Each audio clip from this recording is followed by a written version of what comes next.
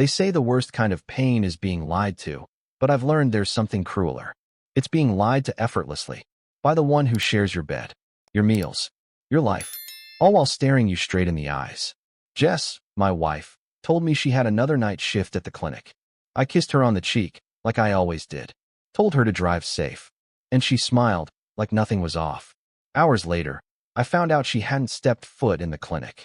She was draped around some guy's neck at a private party, grinning like she'd just won a prize. That moment didn't just fracture my trust. It shattered everything.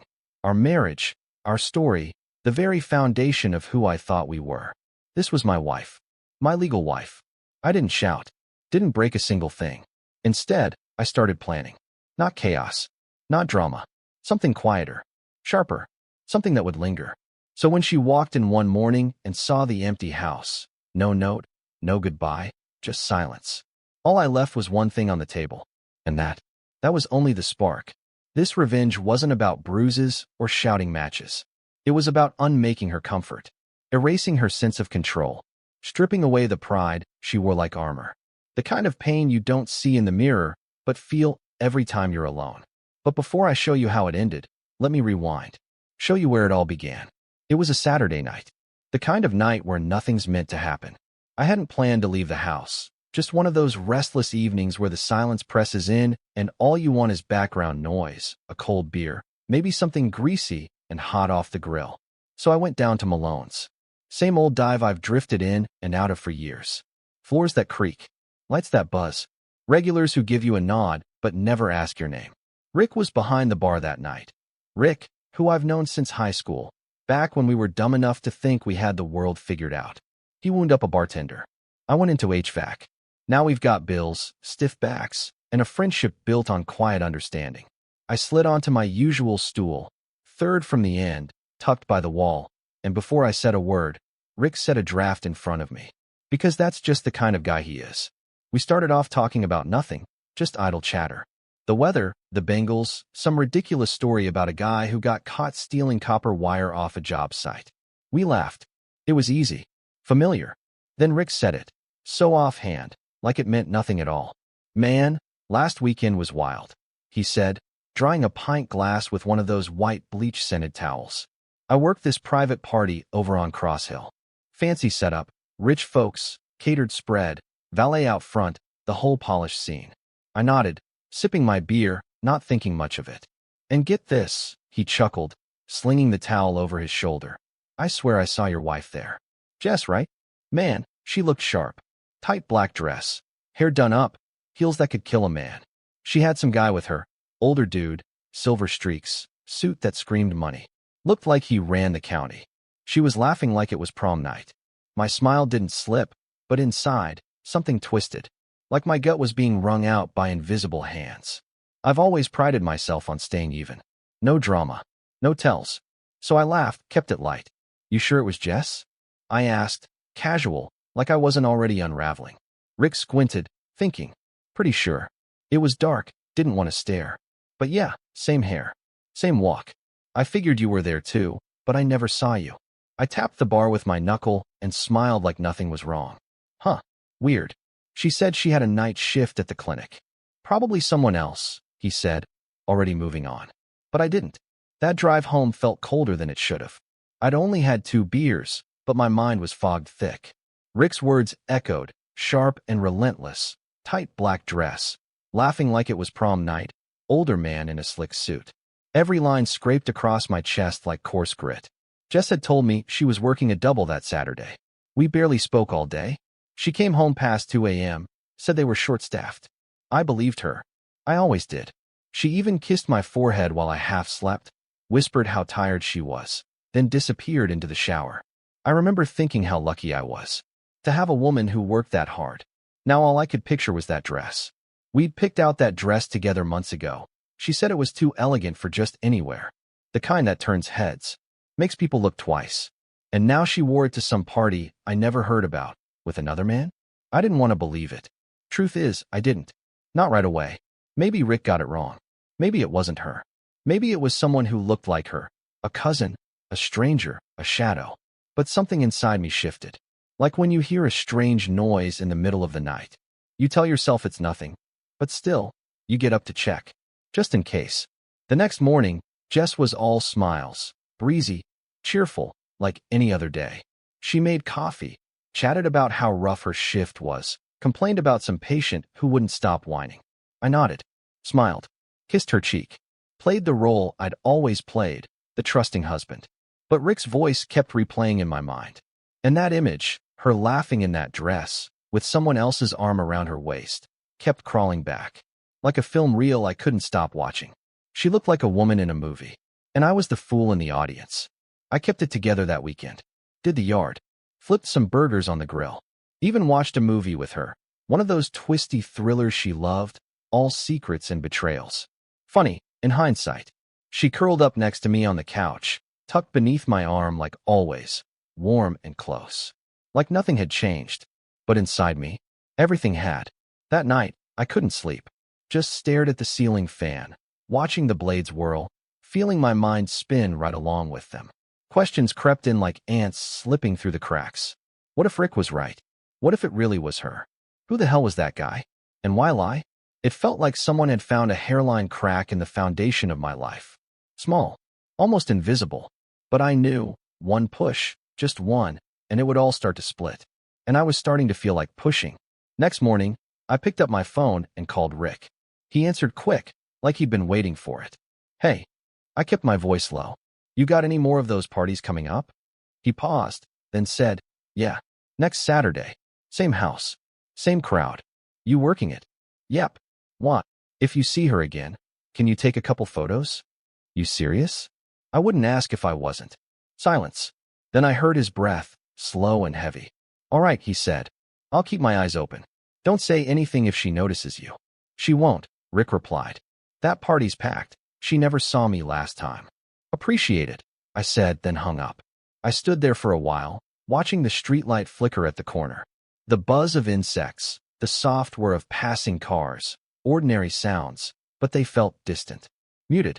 There was a hollow space in my chest, like something had slipped away without me noticing until now. Later that night, I ordered a GPS tracker online. Small, magnetic, practically invisible. Said it could run for weeks without needing a charge. 2 days later, it showed up in a plain brown box on the porch. I grabbed it before Jess got home. Opened it in the garage, away from the cameras she'd insisted we install last year after someone broke into the neighbor's car. Setup was simple. Sync to your phone. Charge. Attach under the bumper or wheel well.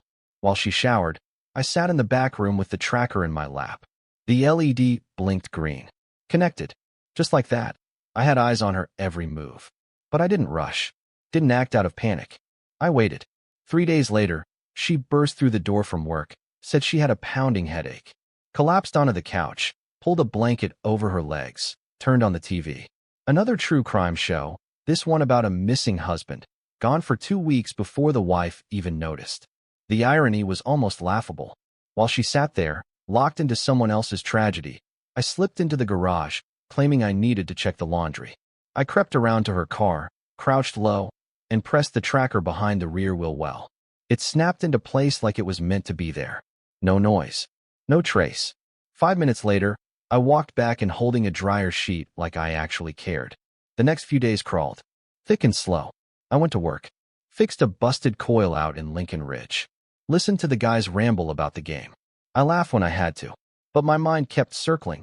Back to that tracker. Back to Rick. Back to that damn black dress she never wore for me. Then Thursday night came. Jess poured herself a glass of wine and leaned against the counter, casual as ever. Said I'd pick up another shift, she told me. Saturday night again. Nobody wants to work weekends anymore. She said it like it was nothing. Like she was doing the world a favor. I just nodded. Told her I might watch an old war movie. Maybe grill a steak if the weather held. Saturday rolled in like thunder. That morning, she was up early. Showered. Did her hair. Picked out clothes a little too polished for a night shift. Sleek, stylish, not her usual clinic gear. I looked at her over my coffee. She smiled, kissed the top of my head. Don't wait up, she said. I didn't plan to. Once she was gone, I opened the tracker app. Watched the little dot drift east, not toward the clinic. Not even close. It made a straight line for Cross Hill. At 9:12 p.m., Rick texted. She's here. 1 minute later. Same guy as last time. Closer this time. Got a couple shots. That was all. Just a few lines of text, but it was enough to knock the air out of me. I didn't reply. Just sat there in the quiet, lights off, fridge humming softly behind me. I stared at the map, watched their dots sit still, like two actors frozen in place. I pictured them laughing again, wine glasses in hand. That black dress, catching the light like it had something to say. I wasn't angry. Not yet. That would come later. That night, I felt only stillness. A strange kind of calm. Like the house itself had gone still, holding its breath. The silence was the only thing that felt real. I waited until the dots started moving again, back into town, then toward our neighborhood. Around 2:15 a.m., I heard the front door creak open. She stepped inside, purse slung, shoes in hand like a teenager sneaking in after curfew. I was on the porch swing, pretending to be half asleep. "Oh, babe," she whispered, surprised. "You should have gone to bed. Got too quiet in there." I mumbled, blinking slow, feigning a yawn. Figured I'd wait up. She leaned down, kissed the top of my head. "You're sweet. You're always sweet to me." I smiled back, rubbed my eyes, watched her walk inside. She said she was exhausted. I waited a moment, then followed. She'd already shut off the hallway light and disappeared into the bathroom. I passed the bedroom door, still cracked open, and paused.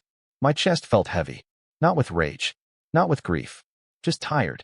The kind of tired that seeps into your bones. The kind that doesn't lift with sleep. The kind that settles in when something you believed in just collapses. Next morning, she made coffee and eggs like always. Told me the shift was brutal. Said her coworker Rachel nearly passed out from exhaustion. And I just nodded. She said they had 3 patients back to back, barely time to breathe. I smiled, nodded, poured syrup over my pancakes, and pretended to listen. Then I excused myself, stepped into the garage with my phone, and made a call. It rang twice. "St. Mary's Clinic. This is Charlotte in HR. How can I help you?" "Hi, Charlotte," I said, slipping into a polite tone. "I'm helping with payroll audits for the state registry. Just need to verify a few recent clock-ins for one of your night staff." "Oh, okay. What's the name?" "Jessica Turner." A pause. A few keystrokes in the background. "I'm sorry, do you have a specific date range in mind?" "Yes, last Saturday night. And last night, actually."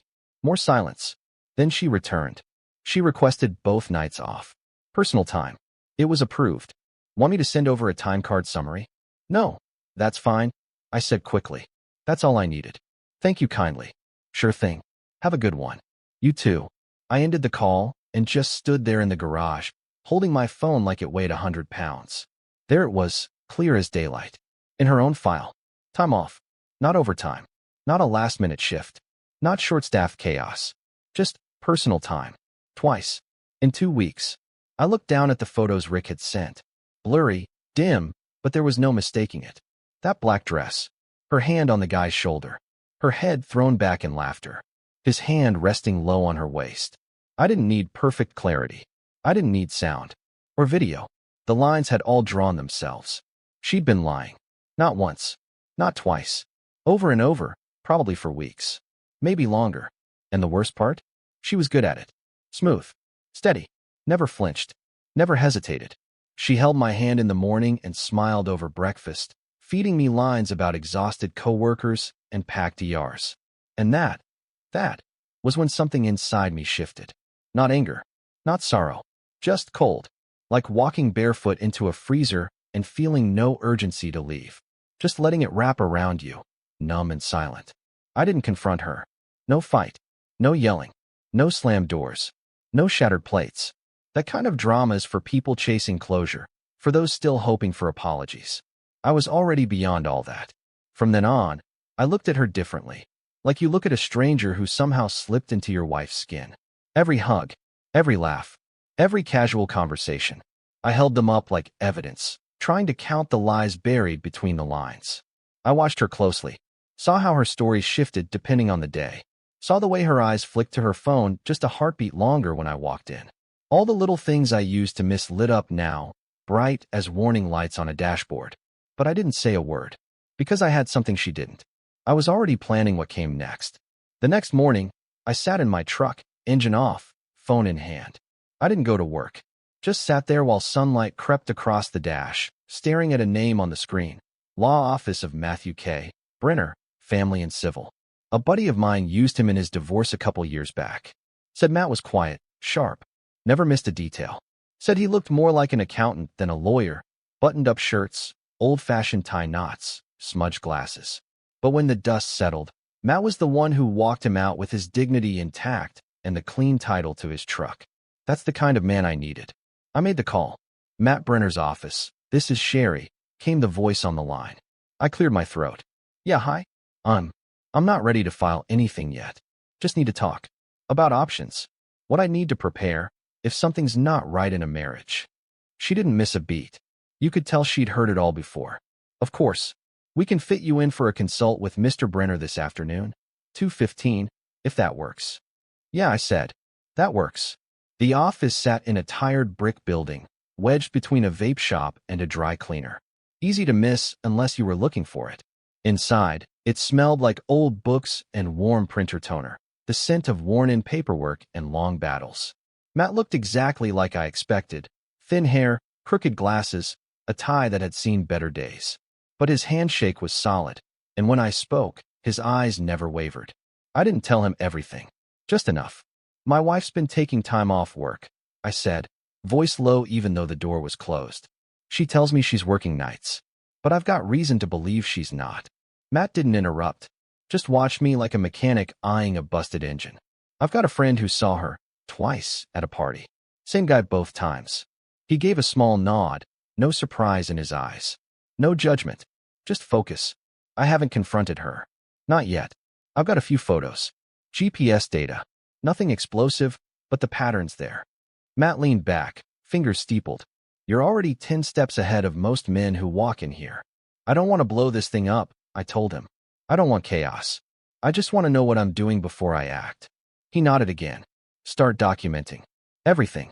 Make copies of your joint accounts, utility bills, bank statements, titles, insurance. Back up your personal files, tax returns, work records, loans. If there's a will or shared accounts, list them. He looked me dead in the eye. Protect your social. Your credit. And whatever you do, don't let her know you're doing this. I nodded slowly, every word sinking in like cold rain. You thinking about leaving? He asked. Eventually, I said. I'm not sticking around to be lied to every damn week. He tapped his notepad. Find a place. Quiet. Private. Don't tell anyone. Not friends. Not neighbors. The fewer people who know, the better. 3 days later, I found it. A one-bedroom over on Baxter Hill, tucked into a sleepy corner near an old church and a barber shop with one of those fading red and white poles out front. No shared walls. No landlord poking around. Just a weathered porch, one parking space, and enough room for me and the things I cared about. The floors creaked, and the faucet let out a high whine when turned past halfway, but I liked it. It didn't feel like home. It didn't need to. It felt like mine. I started slow. First were the tools, easy to overlook. My socket sets, ratchets, power drill. That old metal toolbox with my dad's initials scratched deep into the lid. That went first. No one notices when a few tools go missing. Then came the photo albums. I told Jess I was digitizing them before the pages faded. Scanned a few into the computer, just enough to look convincing. Then packed up the rest and moved them out one quiet Wednesday night, while she was working late. After that, it was the small things. A couple flannels from the back of the closet. Just enough to start pulling away, piece by piece. A pair of boots I hadn't worn since spring. My old green duffel bag with the faded army patches, things she'd never think to look for. I kept it subtle, piece by piece, like I was tunneling out of prison, hiding the dirt beneath the bed and whistling while I worked. Every time she kissed me goodbye in that dress code I gave her last Christmas, I smiled. Sometimes, I even walked her to the car, waved from the porch like the loving husband she still thought she had. Meanwhile, I was moving money. Opened a checking account at a credit union near work. Quiet, unlinked. No debit card. No online access tied to our devices. Just a little place to stash away $200 a week. Small enough to stay invisible. I called it the bull bucket in my head. I stopped using the joint credit card. Paid in cash. Switched to my personal one. Started packing lunches again. Skipped the morning coffee runs. Every dollar counted now. At home, nothing changed. We watched movies. She asked about my day. I cooked a couple times a week, and we chatted like we always had, about coworkers, about errands. Names and stories I started to realize were probably half true, edited down to fit the version of herself she wanted me to see. She had no idea. I could see it every time she smiled. That smile used to light something in me. Now it looked like a curtain, drawn down over an empty room. One night, she looked at me and said she appreciated me, called me patient, dependable, safe. I kissed her forehead and thought, yeah, that's the problem, isn't it? She wanted fire, risk, that thrill of sneaking around with some guy in a slick suit, whispering promises in dim corners about how she was meant for something bigger than this. And me? I was still here, quietly lifting floorboards, packing what mattered, and counting down the days with the calm of a man who didn't need drama, just a clean break. And I wasn't done. Not yet. The morning I disappeared looked like any other. Coffee bubbling on the stove, sunlight cutting sideways through the kitchen blinds.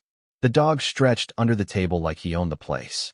Jess was still asleep, probably wiped out from another long shift. Her words, not mine. I sat at the counter, hands wrapped around a chipped mug, heart still as stone. Everything was already gone.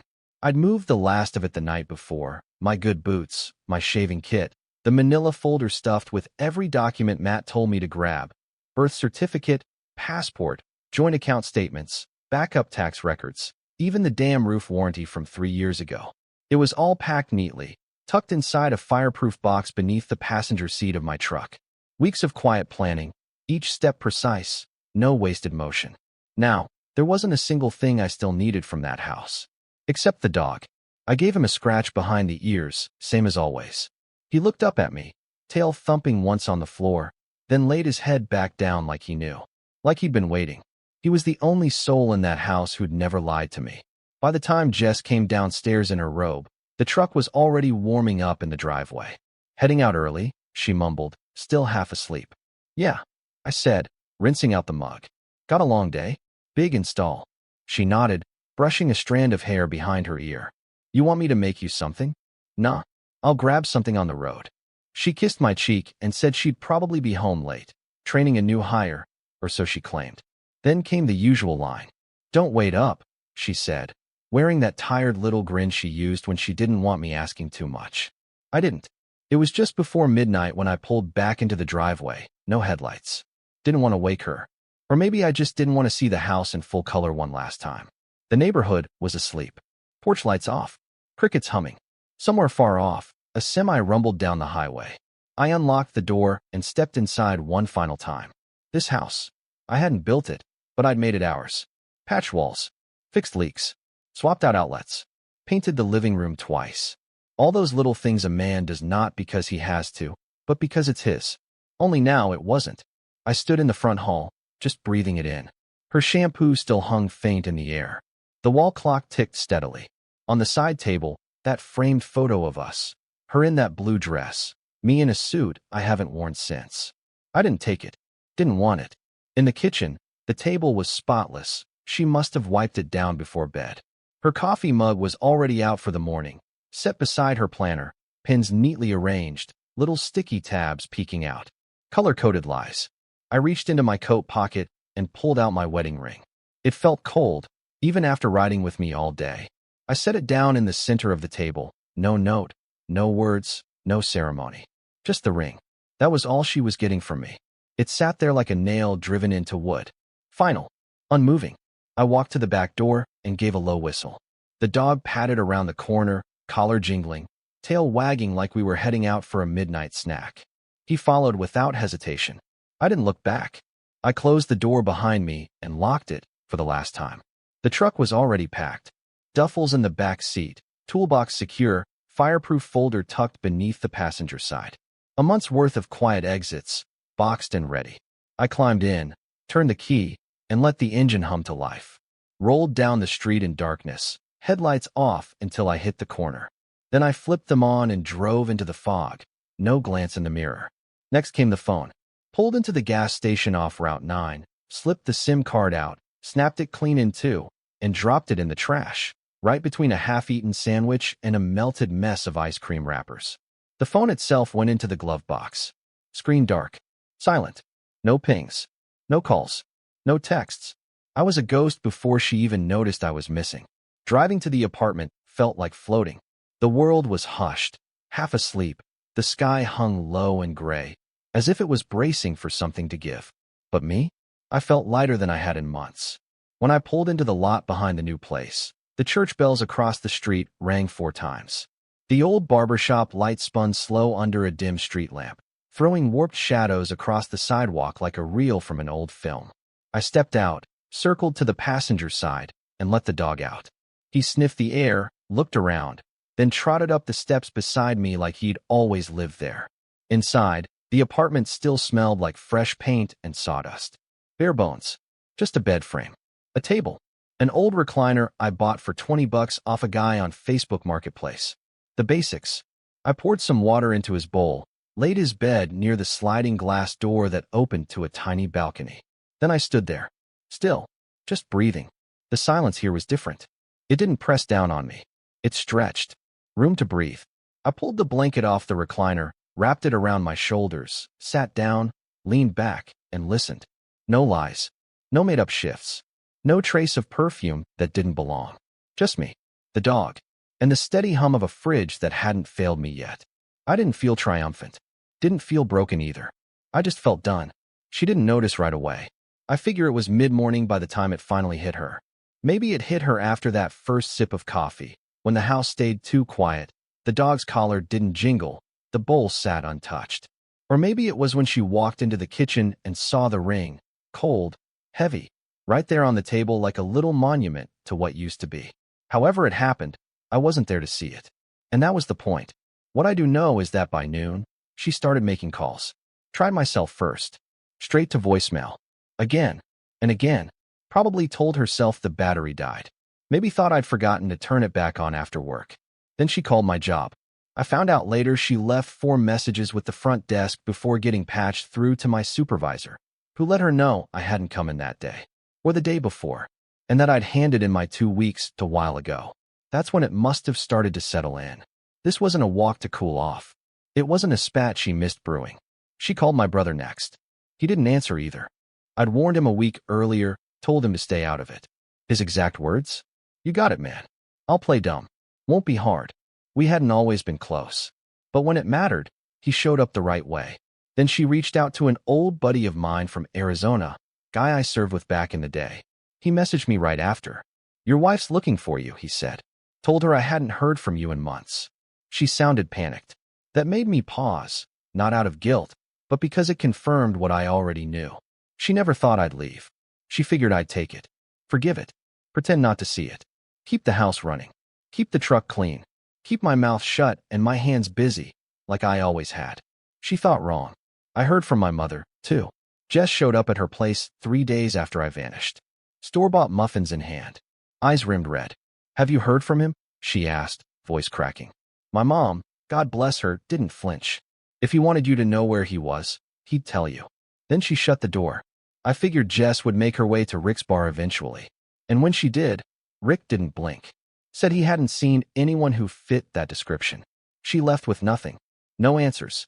No idea that the man behind the bar, the one handing her a glass of water with a calm nod, was the same man who'd taken the photos that started it all. But that wasn't the end. Not even close.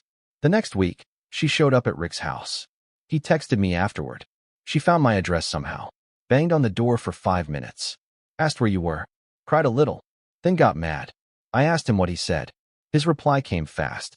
Told her the truth. If he wanted you to find him, you'd already have. Then I shut the door. That was the last I heard from Rick about it. She didn't come back. But I imagined her that night, sitting alone in her car, parked just outside his place, fingers clenched on the wheel, staring at the dash like it held the answers. Trying to figure out how she ended up there. Chasing ghosts. Chasing me. No clue where I'd gone. And I didn't feel sorry for her. Not one bit. Not after all those fake shifts. Not after all those nights she walked out the door wrapped in perfume she never wore for me. Not after she looked me in the eye and lied with the same mouth that used to whisper she loved me. She thought she had time. She thought she was in control. She thought wrong. 3 weeks passed before she got the papers. I made sure they were delivered the right way. No emails. No messages. No digital breadcrumbs. Just a plain white envelope, hand-delivered by a courier from Durham. I paid extra to make sure it landed in her hands when she'd be home. Inside, nothing dramatic. No legal rant. No printed blame. Just the divorce documents. Notarized. Precise. Clean. And a note. Handwritten. Folded once. No envelope. All it said was, "It's not where you went. It's who you chose to be there with." That was it. No threats. No explanations. No accusations. Just the truth, inked in a way that wouldn't smudge. I knew she'd read it more than once. I pictured her standing there at the kitchen table, eyes scanning the words again and again, that ring still glinting under the ceiling light like it was waiting to be understood. Wondering how much I knew, how long I'd been watching, and realizing, in that quiet moment, I hadn't just disappeared. I had made a choice. I didn't rush the divorce. Let 6 full months pass before anything moved. Gave her time to sit in the silence I left behind. No calls. No messages. No closure. Just the echo of everything she'd never get back. Just empty spaces where conversations used to live, and a ring on the table to remind her who vanished first. She didn't respond right away. Probably thought I'd come back eventually, or that ignoring it would somehow rewind the clock. Maybe she figured silence would buy her time, enough to clean up the mess, rewrite the ending, regain control. But the waiting? That was part of the plan. While she sat in her still house, I was building the next chapter, brick by brick. Matt, my lawyer, was a machine. Straight-laced, laser-focused. Always had a file folder in one hand and a pen behind his ear like a carpenter's pencil. Never asked personal questions unless they helped the case. Never offered sympathy. Just instructions. Keep the original GPS logs on an external drive, he said. We'll bring printed copies to court. Photos too. Timestamp everything. Don't touch the phone data. No edits. We want it raw. I followed his advice to the letter. Even made a backup, stuffed it in a safety deposit box across town, just in case the worst happened. I wasn't taking chances. Not after what I'd seen. Then one morning in late spring, Matt called. She finally hired an attorney, he said. Preliminary filing just came through. I was sitting on my porch at the time, coffee in one hand, dog curled at my feet. The sunrise was soft and slow, casting gold through the trees. That warm hum in the air when spring's just starting to stretch its legs. I remember thinking, took her long enough. When do we start? I asked. Matt gave a short chuckle. The dry kind lawyers do when they've already read the last page of the book. We already did. The first meeting wasn't in court. It was mediation. Neutral ground. 4 chairs, 1 table, untouched pitchers of water. No comfort. Just protocol. Her lawyer sat across from Matt. Jess beside him, dressed like she was going to church. Hair pinned up, simple earrings, blouse the color of dusty rose, soft, unthreatening, familiar. She didn't look at me at first, just twisted her fingers in her lap and stared at the paperwork. When she finally looked up, I gave her nothing. No nod, no warmth, not even recognition. Just a blank stare, like I was watching a stranger try to cut in line at the DMV. Her lawyer started speaking, his voice smooth, rehearsed. My client is confused and distressed by the sudden dissolution of the marriage. She's been unable to reach Mr. Turner and is unsure of the reasons for his abandonment. Abandonment? I almost laughed. Matt didn't even blink. He just reached into his briefcase and slid a folder across the table like it was today's breakfast menu. Here are the reasons, he said. Calm as a dead lake on a windless day. Her lawyer opened it. Inside the folder were printed screenshots, GPS logs showing Jess's car pinging locations miles away from the clinic during her supposed night shifts. Right beside them, Rick's photos, grainy but clear, time-stamped, labeled, undeniable. And then the clincher, copies of her official time-off requests from work. Signed, dated, approved. She looked down at the pages, and I watched her face try to hold steady. But her mouth twitched, just once, and her fingers laced together like she was trying to hold her breath through her hands. Her lawyer cleared his throat. Well, he said, tone suddenly careful. These are certainly concerning. Matt nodded, cool as ever. Yes, they are. I see your client's filing wasn't without cause, her lawyer added, voice shrinking into the corners of the room. Matt didn't miss a beat. We filed for divorce under grounds of deception and misconduct. We're also requesting retention of primary assets due to the financial burden Mr. Turner carried during the period in question. Her lawyer opened his mouth, then closed it again. Jess stayed silent. I didn't say a word. I hadn't come there to speak. There was nothing left to say. 2 months later, the judge signed the papers. It wasn't a long hearing. The facts stood on their own. My income, the house, deeded in my name. The retirement I'd been building for over 2 decades. The truck, mine before we ever said vows. Her assets? A leased Altima and a checking account that hadn't held more than $500 in the past year. When the gavel dropped, I walked out with everything that mattered. The house, the truck, my pension, the dog. She got the car, payments included, and the apartment she'd scraped together on the edge of town. A cramped 2-room unit above a gas station, with a leaky faucet and paper-thin walls. I knew where it was. The address was in the court filing. Didn't care to visit. Didn't need to. She didn't get a dime more. No spousal support. No payout. No half of anything. Not out of spite.